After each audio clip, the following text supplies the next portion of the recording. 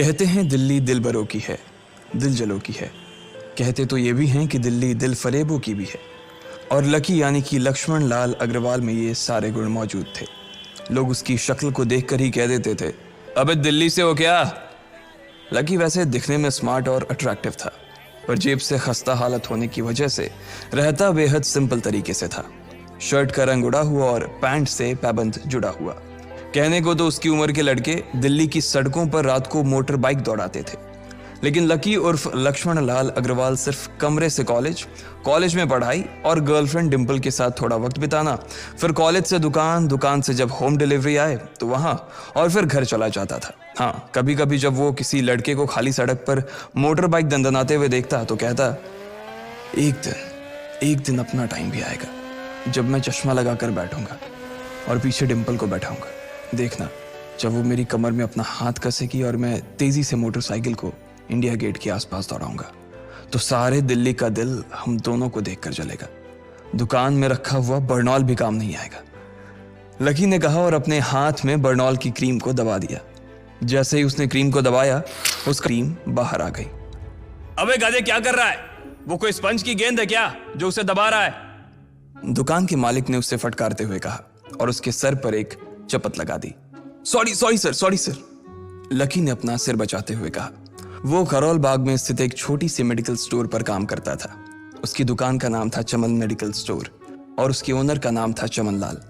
Lucky पिछले 5 साल से इन्हीं की दुकान पर काम कर रहा था। यहाँ इस छोटी सी शॉप पर काम करना उसकी मजबूरी थी। लाइफ में कंगाली की वजह से उसे कॉलेज में पढ़ाई पूरी करने के लिए पार्ट टाइम जॉब करना था। उसने कई अच्छी जगह अच्छी तनख्वाह की नौकरी ढूंढी, पर नहीं मिली और वो इस मेडिकल स्टोर पर ही अटक गया। गधे, अब इसके पैसे क्या तेरा बाप भरेगा? कटेगा। इसका पैसा भी तेरी तनख्वाह से कटेगा और एमआरपी से डबल रेट में कटेगा। चमन ने अपने दांतों को किचमिचाते हुए कहा। गुस्से की वजह से उसकी नाक फूल गई थी और लकी की सांसें। उसने घबराते हुए ओनर से पूछा, एमआरपी से डबल क्यों सर जी? ताकि अगली बार से ऐसी कोई हरकत करने से पहले तू डबल बार सोचे। चमन ने कहा और उसके हाथ से ट्यूब छीन ली। उसका जी तो चाह रहा था कि वो लकी की खोपड़ी पर एक और बार अपना हाथ साफ कर ले, लेकिन उससे पहले ही दुकान का फोन बजने लगा। फोन की घंटी बजते ही लकी को वहां से निकलने का मौका मिल गया और वो भागते हुए फोन उठाने के लिए चला गया। हेलो जी, करोल बाग के बेस्ट मेडिकल चमन मेडिकल स्टोर से बोल रहा हूँ, बताइए क्या काम था? ये लकी की पेटेंट लाइन थी। चाहे कहीं से भी फोन आए, लेकिन उसे फोन पर बस यही बोलना था। जैसे ही इधर लकी ने अपनी बात कही, उधर से जवाब आया, मैं ब्लूमिंग नाइट होटल के कमरा नंबर 303 से बात कर रहा हूँ। एक छोटा सा ऑर्डर है, नोट करो और जल्दी से होटल पर डिलीवर करवा दो। वो एक लड़के की आवाज थी। उसकी आवाज में काफी भारीपन और एक अजीब सी जल्दबाजी थी। जैसे ही लकी ने वो आवाज सुनी, पता नहीं क्यों उसे वो आवाज जानी पहचानी सी लगी। जी सर, बताइए आपका क्या ऑर्डर है? हाँ तो लिखो, हार्ट प्ले के 2 पैकेट और 1 पैकेट टिश्यू। लकी, जो कि अपना पेन लेकर खड़ा था, हार्ट प्ले का नाम सुनते ही झिझक गया।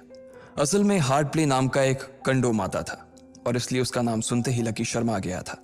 इतने साल से भी मेडिकल की स्टोर पर काम करने के बाद उसे इन चीजों का नाम सुनने में शर्म आती थी। हेलो भाई, लिखा कि नहीं लिखा? उस आदमी ने फिर से लकी से पूछा। जी सर, लिख लिया सर, लिख लिया। लकी ने खिसिया कर हंसते हुए कहा। लिख लिया तो फिर लेकर निकल, उस लड़के ने कहा। उसकी आवाज सुनकर ना जाने ऐसा क्यों लग रहा था कि वो बहुत बड़ा आदमी था। जी सर, लेकिन सर बाहर तो बारिश हो रही है, लकी ने कहा। उसने देखा कि बाहर बहुत तेज बारिश हो रही थी। उनकी दुकान के सामने पानी भर गया था और तेज हवाओं की वजह से चमन मेडिकल स्टोर का बोर्ड भी गिर गया था। लकी को लग रहा था कि वो इतनी तेज बारिश में अभी एकदम से तो नहीं निकल पाएगा, तो उसने उस लड़के को समझाते हुए कहा, सर मैं ऑर्डर तो ले आऊंगा पर थोड़ा टाइम लग जाएगा, बारिश थोड़ी थम जाए आप। इससे पहले कि वो कुछ आगे बोल पाता, फोन पर लड़का बोल पड़ा। तुम्हारे मालिक को पता है कि तुम मल्होत्रा जी के लड़के को मना कर रहे हो? हाँ पता है, बारिश हो रही है, इसलिए सारा सामान अच्छे से थैली में पैक करके लाना और लेट नहीं होना चाहिए, समझे? उस लड़के ने कहा और इससे पहले कि लकी आगे कुछ कह पाता, उसने फोन काट दिया। उधर से लकी के दुकान का ओनर उसे घूर कर देखा जा रहा था। लकी के हाथ में पेन और पेपर देखकर ही वो समझ गया था कि उसके पास कोई ऑर्डर आया था। आज वैसे भी इतनी बरसात होने की वजह से सुबह से इक्का दुक्का ग्राहक ही दुकान पर आए थे। ऐसे में उसकी दुकान का मालिक एक भी ऑर्डर को छोड़ना नहीं चाहता था। वो लकी को देख रहा था और लकी बारिश की ओर देख रहा था। बारिश का बहाना नहीं चलेगा, जाना पड़ेगा। चमन लाल ने कहा। मैं बहाना नहीं कर रहा सर, थोड़ी बारिश धीमी हो जाए तो मैं चला जाऊंगा। अभी आप खुद ही देखिए कितनी तेज बारिश है। वो पता नहीं कोई मिस्टर मल्होत्रा का कोई बेटा कुछ ज्यादा ही जल्दी में था। मैं साइकिल से तो पहुंच नहीं पाऊंगा इतनी जल्दी। लकी ने उनकी ओर देखते हुए कहा। क्या कहा? मिस्टर मल्होत्रा जी का बेटा? तू मेरी दुकान बंद करवाएगा क्या? अभी क्या भी निकल उनका ऑर्डर लेके, वो हमारे बहुत पुराने कस्टमर है। चमन ने कहा। पर लकी ने कहा ही था कि चमन बोला। पर कुछ नहीं, तू मेरी मोटरसाइकिल ले जा, उसने गुस्से में कहा। अरे सर जी, 200 के ऑर्डर में मुश्किल से 40 रुपए बचेंगे। इससे 3 गुने का तो पेट्रोल ही लग जाएगा, और अगर गाड़ी रास्ते में बंद हो गई तो अलग से खर्चा, लकी ने समझाते हुए कहा। वो जानता था कि उसका मालिक इन सब बातों पर ध्यान नहीं देने वाला। चमन लाल बोला। कोई बात नहीं, तू जा, चाहे जो हो जाए ग्राहक नाराज नहीं होना चाहिए, और वैसे भी वो मल्होत्रा जी का बेटा है। चमन लाल ने मोटरसाइकिल की चाबी लकी की ओर उछालते हुए कहा। लकी ने चाबी ली। उसे देखकर उसके अंदर मिक्स फीलिंग आ गई। एक तो वो बहुत खुश हुआ कि बड़े दिनों बाद बाइक चलाने को मिलेगी, पर वहीं दूसरी तरफ दुखी इसलिए हुआ कि बाइक मिली भी तो ऐसी तेज बारिश में, अगर खराब हो गई तो इसकी चपत भी उसके सिर पर ही पड़ेगी। वो मुंह लटकाकर रेनकोट और हेलमेट पहनते हुए वहां से निकल गया।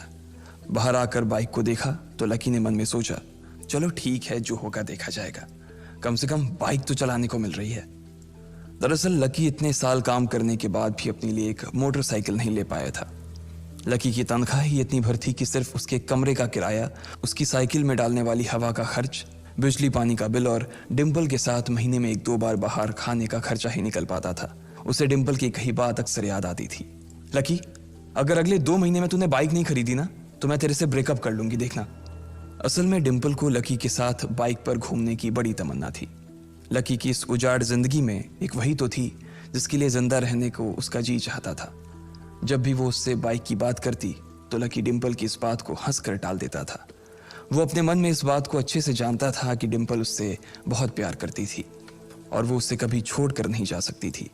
वो दोनों एक दूसरे में ऐसे घुले मिले थे जैसे बादल बरसात में घुल जाती है।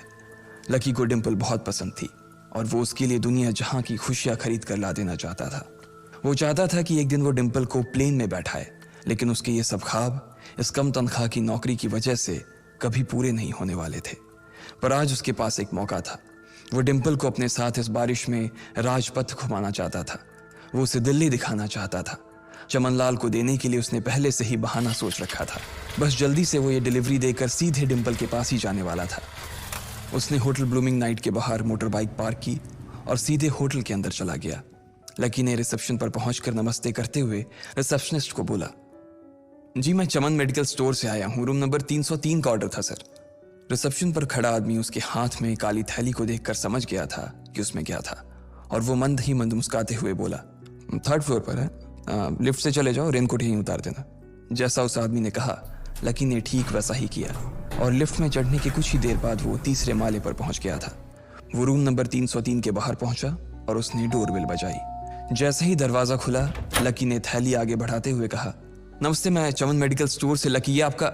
इससे पहले कि लकी आगे कुछ कह पाता उसकी आंखें फटी की फटी रह गई थी। उसने अपने सामने जो देखा उसके बाद उसे ऐसा लगा कि बंद छत के नीचे भी उसके ऊपर आसमान से आकर एक जोरदार बिजली गिर गई थी। उसके सामने एक लड़की खड़ी थी। वो लड़की और कोई नहीं बल्कि उसकी गर्लफ्रेंड डिम्पल ही थी। उसने एक पर्पल कलर का नाइट गाउन पहन रखा था। उसके काले घने बाल गीले थे और उसने उन्हें अपने कंधे पर फैला रखा था। उसकी खुशबू से ही ये चीज साफ पता चल रही थी कि वो अभी अभी नहा कर आई थी। डिम्पल, तुम यहाँ क्या कर रही हो? लकी को अपनी आंखों पर विश्वास ही नहीं हो रहा था। उसने 2 बार अपनी पलकें झपका कर देखा, लेकिन दोनों बार ही उसे अपने सामने डिम्पल ही नजर आई। तुम यहाँ क्या मेरा पीछा करते हुए आए हो लकी? डिम्पल ने उल्टा उसी के ऊपर पलटवार करते हुए कहा। लकी को देखकर उसके दिल की धड़कन भी तेज हो गई थी। उसे उम्मीद नहीं थी कि लकी यहाँ आ जाएगा। उसने ना तो सुबह से उसे फोन किया था और ना ही उसके मैसेज का कोई जवाब दिया था। वो अपने मन में सोचकर बैठी थी कि वो अगले दिन खुद ही उससे मिलकर बोल देगी कि उसकी तबीयत खराब थी। डिम्पल बेबी, क्या हो गया? किससे बात कर रही हो? अचानक से एक गबरू जवान सा लड़का दरवाजे के पास आकर खड़ा हो गया था। उसने बनियान पहन रखी थी। लकी उसे पहचान गया था। साले राहुल के बच्चे, तेरी हिम्मत कैसे हुई मेरी डिम्पल को हाथ लगाने की?